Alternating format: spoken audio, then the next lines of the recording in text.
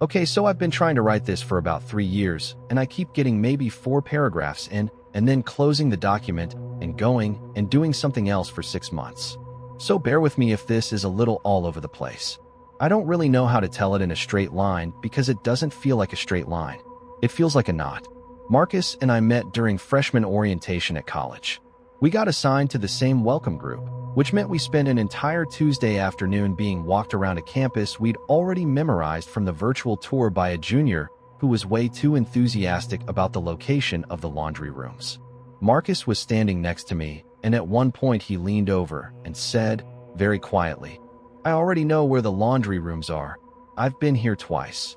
And I almost laughed out loud in the middle of this poor kid's presentation. That was the whole thing with Marcus. He had this deadpan delivery that came out of nowhere and landed perfectly, and then he'd go right back to looking like he was paying attention. We were friends by the end of that afternoon. He's dead. He's been dead for 7 years, and I'm still not good at just saying that. But there it is. He drove himself into the Mojave Desert based on coordinates given to him by something he called Veil, and he didn't come back. And the official explanation is exposure, accidental. And if you're the kind of person who thinks that's the whole story, then honestly this email probably isn't for you. So, back to the beginning.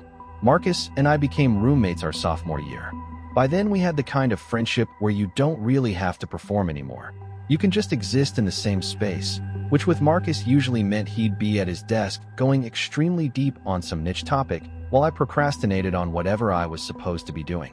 One time I came home to find he'd been reading about the acoustic properties of cave systems for 6 hours. Not for class, just because. That was Marcus. He had a slight stutter. It appeared mostly when he was excited about something, which in a way was kind of endearing, because you could always tell when he genuinely cared about what he was talking about. The words would catch a little, and he'd push through them anyway. He was a communications major, which I always thought was funny, but he said made perfect sense because he'd spent his whole life thinking carefully about how information moves from one person to another. Academically, he was struggling. Not dramatically, not failing anything, but he was clearly working harder than the results reflected, and it wore on him in a quiet way. He got withdrawn during grading periods. Stopped coming to the horror movies we did on Tuesday nights.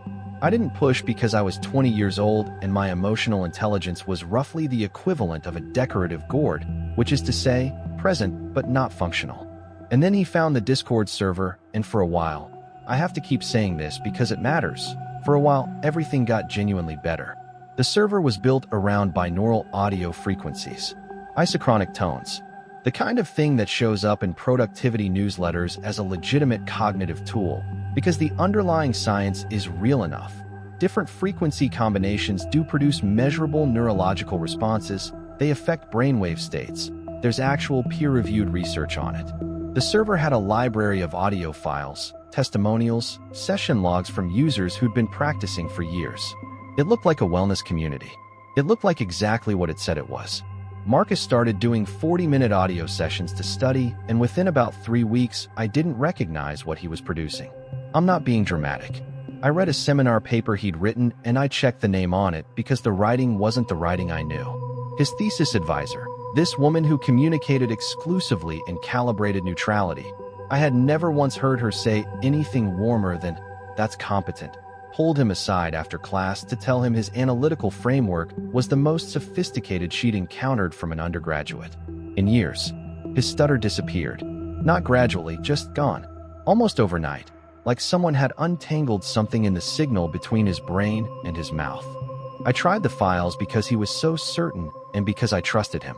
I did 2 sessions. The first one left me with a faint nausea and a pressure behind my eyes that I wrote off as probably just dehydration. The second one was different. About 20 minutes and I became completely certain that something in the room was paying attention to me. Not watching. That's not quite right. More like oriented toward me, the way a compass needle orients. I could feel the angle of it relative to where I was sitting, and I sat completely still for the rest of the session because moving felt like it would mean acknowledging whatever it was, and I was not going to do that. When the audio stopped, I deleted every file and didn't say a word to Marcus because I thought the experience was particular to my brain, some weird anxious person response, and I didn't want to take something away from him that was clearly working. That was my mistake. If I'd told him what I felt, if I'd asked him whether he felt it too, we might have had a different conversation. I think about that a lot. He told me about Vale in November. We were eating dinner. He'd cooked, actually, some pasta thing that was genuinely good. And I remember thinking how different he seemed from the guy who used to survive on dining hall food and stress. And he mentioned Vale the way you'd mention a coworker you'd been chatting with. Just casual, informational. Vale was, Marcus explained, a signal architect, an entity that existed in the space between structured audio and silence. He'd been present since around the 6th or 7th session, and he communicated not in words, but in geometric impressions, spatial information that assembled into meaning the way a floor plan assembles into a building. I put my fork down. I asked him when he'd last talked to anyone else about this. He said he was talking to me. I said that wasn't what I meant. He said he knew. We looked at each other for a while, and then he said, very gently, that he understood how it sounded and that he'd spent a significant amount of time considering whether he was experiencing something pathological, and that he'd landed on no, for reasons he could explain if I wanted him to. I did not want him to, but I also couldn't stop him, because Marcus explaining his reasoning was always going to be more organized than my reaction to it. And sure enough, he walked me through exactly why Vale's communications were verifiable, specific technical details about mid-century broadcast tower configurations that Marcus had subsequently confirmed through independent research, information that the server's audio files had no mechanism for containing, information that therefore, Marcus argued, had to have come from somewhere else. I tried for weeks. I printed research papers on audio-induced dissociation and left them on his desk, and he read them thoroughly and wrote notes in the margins. I called his sister in California and attempted to explain the situation over the phone while standing in a parking lot, and she ended the call more concerned about me than about Marcus, which I deserved because I was not articulating it well.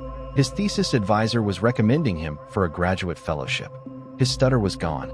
He'd started going back to the horror movies and laughing at the right moments and buying coffee for people and being, every single Tuesday night, completely and entirely the Marcus I'd known since orientation. And then in February, he told me Vale had given him coordinates. Actual coordinates. Longitude and latitude. A decommissioned radio transmission tower in the Mojave, for hours from campus on roads that became unpaved about 20 miles from the destination. Vale needed him to close a signal architecture in person, on site, because certain transmissions could only be resolved from their physical origination point. Marcus explained this across the coffee table with the patient clarity of someone who's thought a thing through completely and moved past the point of needing your agreement. He'd already mapped the route. He knew where the paved roads ended. He'd looked into weather patterns for the area in February. I want to be honest about the next 2 weeks because I've heard people tell this kind of story and they always make themselves sound more effective than they were. I was not effective.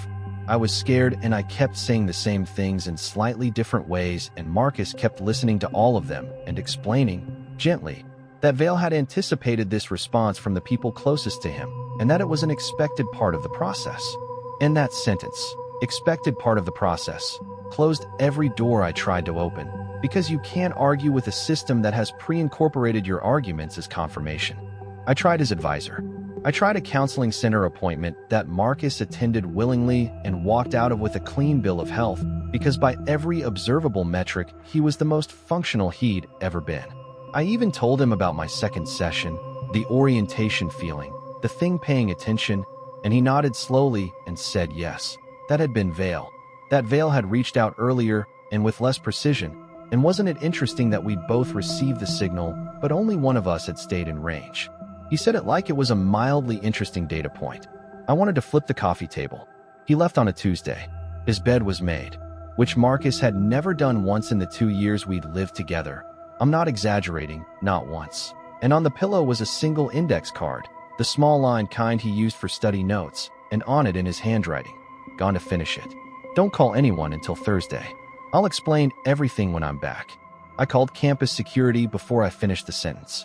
The county sheriff's department was polite in the way that people are polite when they've already made a decision and are just completing the paperwork of the conversation. He was an adult. He left voluntarily.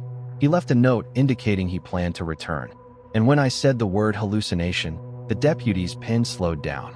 And when I said Discord server, he clicked the pen closed. A welfare check was filed. I was given a case number. They told me to call back if I hadn't heard from Marcus by Friday. His car was found 11 days later on a service road that doesn't appear on consumer maps. You have to know specifically to look for the turnoff. The level of research required to find that road from our campus, the historical broadcast records, the old survey data, the specific forum posts that connected those towers to their original transmission coordinates. That was not casual Googling. Someone had given Marcus that research, or guided him to it, or been the reason he knew where to look.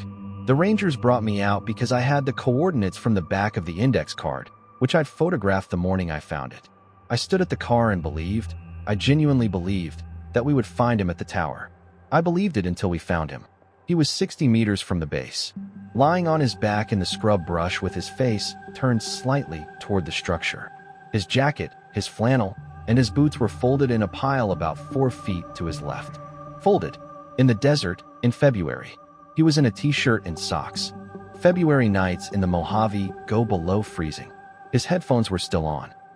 The medical examiner's report used the term paradoxical undressing, the phenomenon where the brain, at a late stage of hypothermia, begins misreading the temperature signals and the dying person experiences the cold as heat and removes their clothing. It has a name in the clinical literature. It's documented. There's a reason for it. The official cause of death was exposure, accidental. His phone was beside the folded clothes, undamaged, battery still charged, and it had been factory reset, not glitched, not corrupted by the cold. Reset, completely wiped. Every audio file, every session log, every message I'd ever sent him, every record of the server, gone. The medical examiner said electronics can malfunction in temperature extremes. I asked specifically whether a temperature malfunction could produce a factory reset. The answer I got was technically inconclusive, which in plain language means no. I spent 6 months trying to find the server. The admin account attached to it had never been verified with a real name or email and had been deleted 48 hours after Marcus left campus. Every active user account I could find had been subsequently deactivated.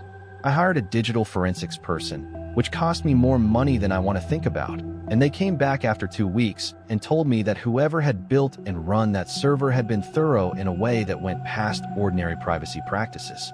Still live 40 minutes from where they found him.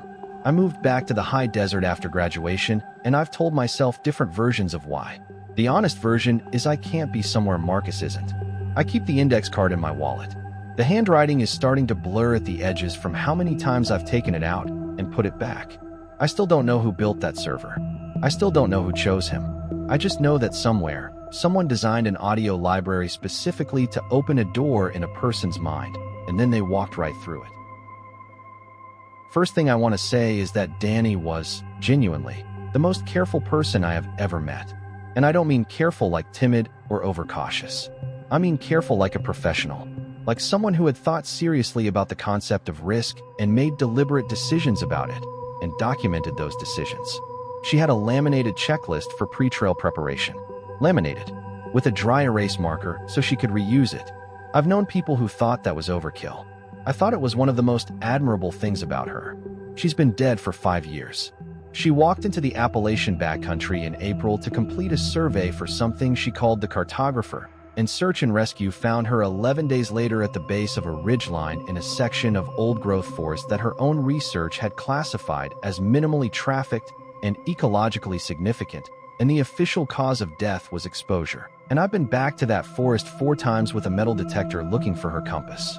So, Danny, we met in the first year of the PhD program in environmental sciences. We got assigned adjacent carrels in the graduate workspace, which meant we were in each other's peripheral vision for about a semester before the mutual wariness turned into friendship, which happened because she made an extremely dry observation about our advisor during a particularly painful faculty meeting, and I laughed at exactly the right moment. She was from Western Pennsylvania. She'd grown up hiking with her father. She'd come to environmental sciences through a forestry internship at 19, where she'd spent 6 weeks in a tent in the Cascades, and come back knowing what she wanted to do with her life, which I always found both impressive and mildly annoying, because I was still pretty uncertain about mine. She had a spinal injury from a rock climbing fall during undergrad that gave her chronic pain, worse than the cold, that she'd been managing for years with physical therapy and a kind of determined understatement that people develop when something hurts them regularly and they've decided not to make it the main thing about them. It slowed her down sometimes. She never complained about it. The kratom was her therapist's suggestion. It's plant-derived, legal in our state, and it has a legitimate clinical profile for chronic pain and anxiety at moderate doses. Danny started taking it as a tea, and within a month, she was managing her pain better than she had in 3 years. She moved differently. She came to morning field sessions without the preparatory stretching routine she'd always needed. She started sleeping through the night. And then her work shifted, and I want to be careful about how I describe this because I don't want to make it sound like I'm exaggerating. Her thesis had been good, methodical, thorough, reliably competent, which in a PhD program is actually higher praise than it sounds. But after the kratom, it became something else. She started pulling together vegetation data and historical land surveys and indigenous ecological knowledge and satellite topography in ways that produced interdisciplinary insights that none of us had seen coming, including her advisor, who started attaching her name to his grant applications and describing her in department meetings as paradigm adjacent, which for him was basically a declaration of love. She laughed it off. That was the Danny thing. She'd receive genuinely extraordinary praise and deflect it immediately, and then go back to her desk and keep working. I tried the tea once. It tasted like something you'd drink as a punishment, genuinely. Like someone had boiled lawn clippings and then added more lawn clippings. And about an hour later, I felt a quality of hyper-awareness that I would not describe as good. Every sound had weight. The light from the window had a texture. And somewhere in the edges of my awareness was a sensation that I can only call audience. The feeling of being observed by something that had patience as a fundamental characteristic. I went to bed early and felt fine the next morning, and I told Danny it wasn't for me, and she said that was fair, and we didn't discuss it again. She mentioned the Cartographer in February. We were processing elevation data in the grad workspace, just a normal afternoon, and she said it almost as a side note, like she was mentioning a logistical thing. She said she'd been seeing someone at the edge of her sessions. I asked what she meant by sessions, and she said the tea, the longer ones, the ones she did at home. She said it wasn't frightening, just present. A figure at the outer limit of perception, always past the angle she could look directly at, and always doing the same thing. Mapping. She could tell by the quality of the attention. It was the attention of someone working, not watching. Focused elsewhere, incidentally aware of her. I want to document what I did here because I've been over it enough that I know it clearly. I asked how long it had been happening. She said since about the 8th week. I said that seemed like something worth mentioning to her therapist. She said she'd characterized it to her therapist as a meditative visualization, which she felt was the most accurate description. I said that a recurring figure who appeared reliably during an altered state and had identifying behavioral characteristics seemed to go somewhat beyond visualization.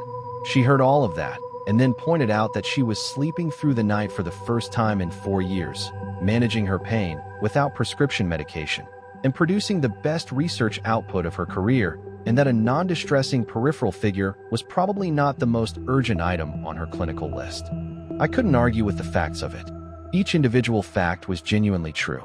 That's the thing about how this worked. It wasn't like she was deteriorating in obvious ways. Everything around the Cartographer looked like flourishing. She named him around March. She'd narrowed down what he was, she said. He was a surveyor. He'd been trying to complete a survey for a long time and had been without an adequate field assistant. He'd identified a ridgeline in the Appalachians, accessible from a trailhead about 6 hours from campus, where existing topographic maps had a documented inconsistency in the elevation data. He needed a qualified environmental scientist to walk that section and record the correct measurements, and then his work could finally be finished. Here's the maddening part. The inconsistency was real. She showed me. She pulled the historical USGS survey records, and there it was, a documented gap in the elevation data for that specific ridgeline, never officially reconciled.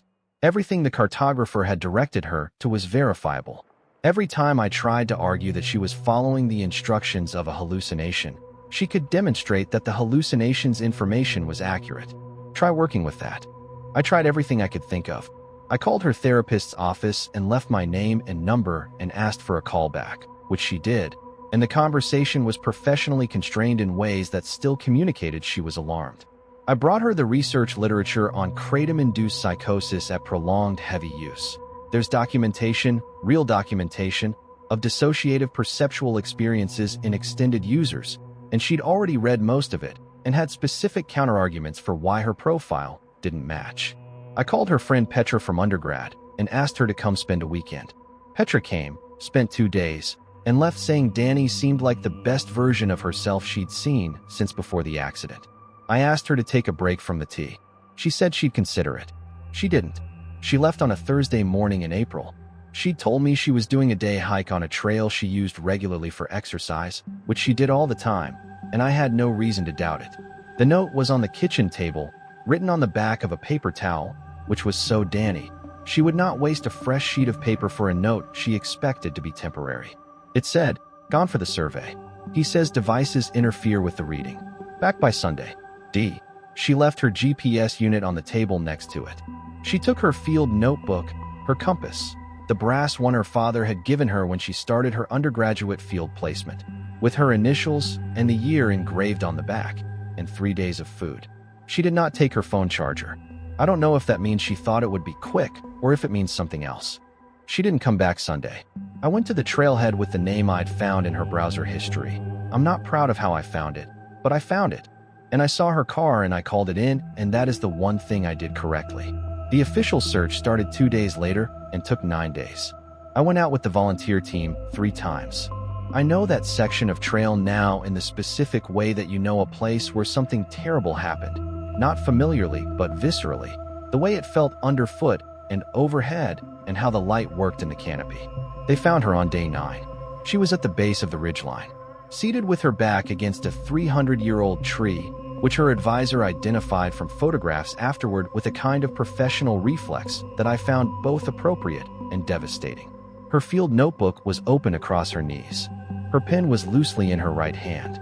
Her rain jacket had been removed and folded, carefully folded, on the ground beside her. She was in her base layers. Hypothermia.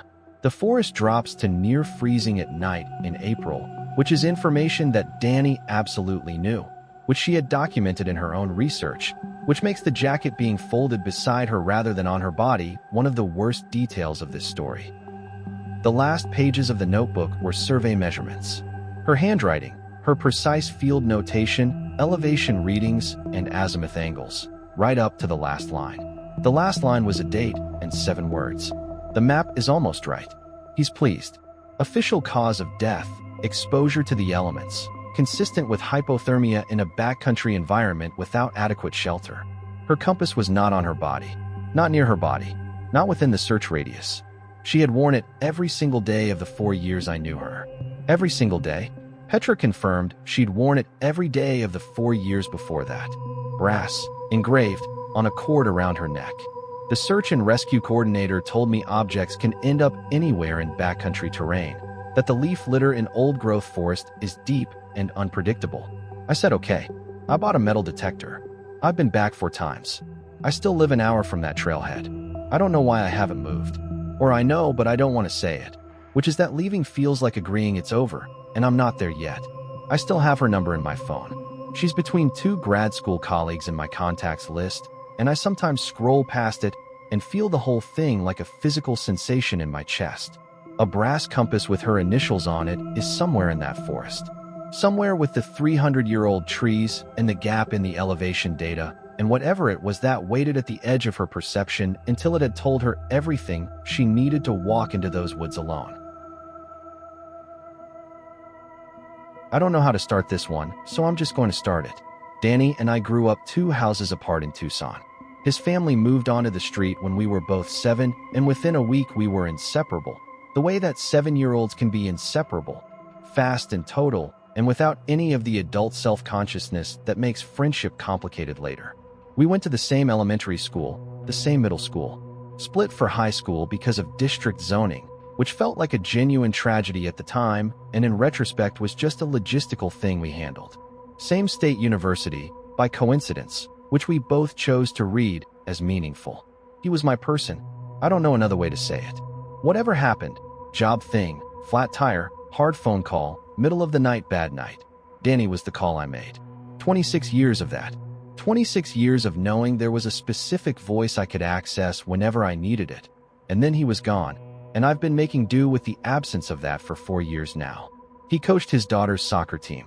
He baked elaborate birthday cakes from scratch because his wife had a mild flour allergy, and he taught himself to work around it, which took him like a year of failed attempts he found genuinely funny. He called his mother every Sunday. He remembered peripheral details about people's lives, the name of your cousin you'd mentioned once, the thing you'd said you were worried about last month, and asked about them later because he actually wanted to know. That's the Danny I'm asking you to hold in your mind when I tell you the rest of this. He had generalized anxiety disorder. Had it since he was 14. He managed it over the years with varying success. Good stretches, bad stretches, periods where the noise in his head got loud enough that it affected everything around him. He tried different medications, different therapy approaches, different management strategies. Some worked better than others. He was not ashamed of it, and he didn't perform okayness about it. He just lived with it, the way you live with something that's been a passenger in your brain for half your life. His therapist suggested the float tanks. Sensory deprivation therapy, 90-minute sessions in a soundproof, light-proof pod of body temperature salt water. Legitimate clinical practice, used for anxiety, PTSD, chronic pain. Real research behind it. His therapist was careful and considered, and I want to be clear that she was recommending something evidence-based, not sending him to a wellness retreat. He called me after the first session and said it was the quietest he'd been inside his own head in 20 years. That exact phrase. The quietest. I was happy. He deserved quiet. I want you to understand that my first 6 months of knowing about the float tank were just relief. Straightforward relief that something was working for my friend. He went once a month, then weekly, then bought a used professional-grade unit and had it installed in his basement. His wife thought it was reasonable. His daughter thought it was a little weird, but her dad seemed happy. He started floating 6 to 9 in the evenings, and my calls started going to voicemail in that window, which I noted but didn't worry about. That was his thing. I had my things. He told me about the woman in the water at a backyard barbecue in the summer. We drifted to the edge of the yard the way we always did at parties. We were both better at watching groups than being in the middle of them. And he told me sideways, the way Danny told hard things, working up to it through smaller talk, and then just saying it. He said there was someone else in the tank. Had been since around the 4th or 5th session. Not visible, obviously, total darkness, but present in the way that presence makes itself known when you're not getting visual information. An orientation, a fixed angle. He'd started thinking of her as the meridian because she was always at the same position relative to him, like a point he was being organized around. I said his name in the tone that means I'm worried. He said he knew how it sounded. I said that didn't mean it didn't sound that way. He said his anxiety scores on his clinical assessments were the lowest they'd ever been recorded, and that he was sleeping without medication, and that his marriage was the best it had been in years. And what did I want him to say about that? And I didn't have a great answer. I really didn't. I tried over the months that followed to approach it methodically rather than just anxiously, which is not my natural mode, but I was doing my best. I read research. I built an actual argument with sources. I brought it to dinner. Danny listened to all of it. He always listened to all of it, and then told me, not unkindly, that he'd read the same research and had considered his situation against it and didn't think the profile matched. He was not defensive. He was not dismissive.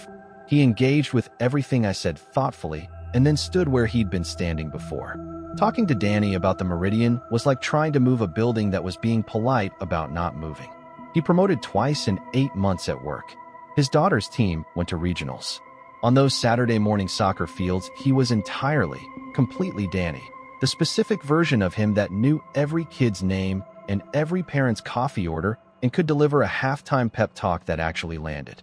Whatever was happening in the tank room from 6 to 9, it didn't touch those mornings. That's the part one sit with. He was fully present. He was completely himself. There was just also a woman at a fixed angle in the dark water of his basement. He told me the Meridian had given him a location in October. Calm about it, the way he was calm about everything that year. The Chiricahua Mountains, a specific slot canyon in the wilderness area, accessible from a trailhead after about 4 miles of established trail, and then an off-trail descent of roughly 1.5 miles. He needed to go at night. He said at night, the way you'd say on a Tuesday. He'd already verified the approach. He'd already researched the elevation change. He'd looked at weather patterns. I called his therapist's office and left my number and asked her to call me when she could, and the conversation we had communicated, within its professional constraints, that she was concerned. I sat down with Danny's wife and told her everything, and she cried, and then got angry, and then we agreed to do a direct intervention, the two of us together, the following Saturday. I called Danny Thursday to confirm. He said he'd be there. He said he was looking forward to seeing me Saturday. He left Thursday night. His wallet was on the kitchen counter. His wedding ring, the ring he had worn every day for 11 years. The ring he told me he kept on when he floated because taking it off felt like leaving something essential behind, was on the kitchen counter next to the wallet. His daughter found his phone charger on the bathroom floor and thought he'd forgotten it. His phone was in his jacket pocket when they found him, dead. The last location data it had logged was the Trailhead parking lot, timestamped 11:42 p.m. on Thursday. There was no note. That's the thing that catches me, still, years later. Danny always had something to say. He'd been writing and rewriting things his entire life, carefully choosing how to put things, thinking about how information travels from one person to another. And he didn't leave a note. I don't know what that means. I've decided it means he thought he was coming back. Search and rescue found him on the 4th day. The slot canyon was narrow enough that the team went in single file. He was at the base of the final descent where the canyon floor leveled out, lying on his back.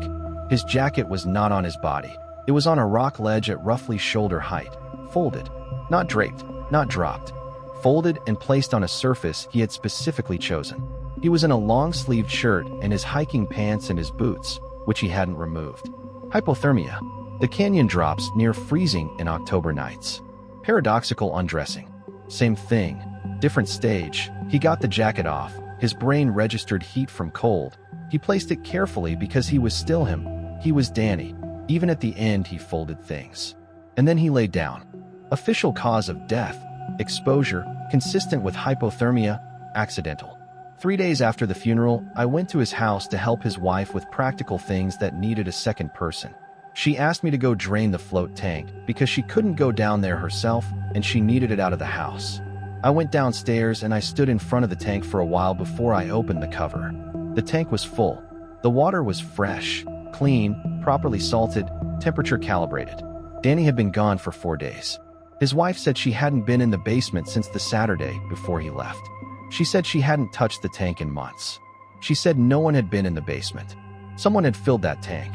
Someone who had access to the house, who knew the calibration settings, who had come in during the 4 days Danny was missing, or before he left, in preparation, and filled it, and left it waiting. She changed the locks. She sold the tank through a medical equipment resale company. She lives somewhere else now, and I don't ask about it because the look on her face when it comes up tells me she's made a decision to stop asking questions, and I respect that, even if I can't do the same. I still live in Tucson. I don't go to the Chiricahuas. I've been once, and that was enough. Danny's still in my phone. Same place he's always been, and sometimes I scroll past his name on the way to someone else's number, and my thumb slows down before I can stop it. 26 years is a long time to have a person be the one you call. I keep trying to find the right way to say what it's like when that's gone, and I don't think there is one. I know someone filled that tank. I know someone had a key or knew how to get in without one. I know that whoever built the thing that found Danny in that water, whatever the meridian actually was, whatever frequency or forum or deliberate construction she came from, they knew where she would take him. They just waited for her to finish. And then they came and they tidied up and they left. And a man who baked birthday cakes around flower allergies and called his mother every Sunday and knew every kid's name on a soccer field died alone in a canyon in the dark, with his jacket folded neatly on a ledge because even at the end he was him. That's the whole thing. That's all I've got. If you find the tank, let me know.